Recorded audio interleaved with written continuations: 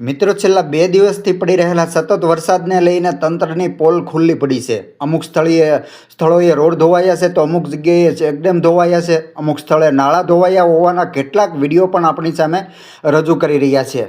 તેવી જ રીતે તળાજા તાલુકાના ગઢોલા ગામના પણ એક જાગૃત યુવાને કેટલાક વિડીયો, ફોટો અને સોશિયલ મીડિયા પર વાયરલ કર્યા છે। જે વિડીયો બાબતે વાત કરવામાં આવે તો ભાવનગર જિલ્લાના તળાજા તાલુકાના ગઢોલા ગામને જોડતા પિથલપુર સહિતના કેટલાક રસ્તાઓમાં રોડ ફાટી ગયા હોય તેમજ નાળાઓમાં મોટા પ્રમાણમાં ધોવાયેલ થયેલો હોવાના આક્ષેપ કરવામાં આવ્યા છે। અને વધુમાં યુવાને આરોપ લગાવ્યો છે કે પહેલા વરસાદે એટલે કે ચોમાસાના પ્રારંભે તંત્રની અને ભ્રષ્ટાચાર સતો થયો હોવાના પુરાવા મળ્યા છે। જો કે હાલ આ પ્રકારના વિડીયો સોશિયલ મીડિયા પર વાયરલ થઈ રહ્યા છે, પરંતુ આ યુવાનનું શું કહેવું છે તે આગળ જોઈએ।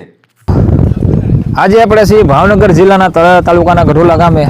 હાલ આ રોડ છે એમ કે પિથલપુર અને ગઢોલાને જોડતો આ રોડ છે। હજુ ચોમાસું શરૂ થયું છે ત્યાં એમ કહેવાય કુદરતે પોતાનું કામ એમ કે શરૂ કરી દીધું છે, પરંતુ તંત્ર દ્વારા જે કામ કરવામાં આવેલું એની પોલ પણ સતી થયેલી છે। જોઈ શકો છો હમણાં જ આ લાખો કરોડો રૂપિયાનો એમ કહેવાય રોડ બનાવવામાં આવેલો છે। એમ કહેવાય કે મુખ્યમંત્રી સડક યોજના હેઠળ આ રોડ બનાવવામાં આવેલો છે। પહેલો જ વરસાદ થયો તો એમ કહેવાય કે રોડ ફાટી ગયો છે અને એમ કહેવાય કે ધોવાણ થઈ ગયું છે। અને એમ કહેવાય કે તમે જોઈ શકો છો આમાં જો કઈ રીતના એમ કહેવાય આપણો હાથ આખો વિયો જાય એ રીતના એમ કહેવાય કે ફાટી ગયો છે રોડ। લાખો કરોડો રૂપિયા એમ કહેવાય કે પાણીમાં ગયા છે એવું જ તમારે સમજવાનું। એમ કે પહેલો વરસાદમાં જો આ રોડની આ હાલત થઈ તો હજુ ચોમાસું શરૂ થવાનું છે।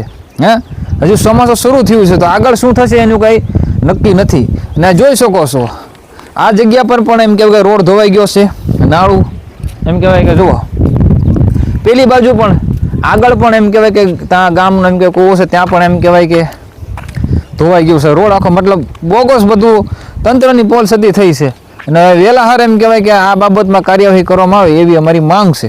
અને તંત્રને પણ સૂચના છે કે વહેલા તકે આનું કંઈ કરવામાં આવે આયોજન। અને અમારી ચેનલ સાથે જોડેલા રહેજો આવા વિડીયો જોવા માટે. કરને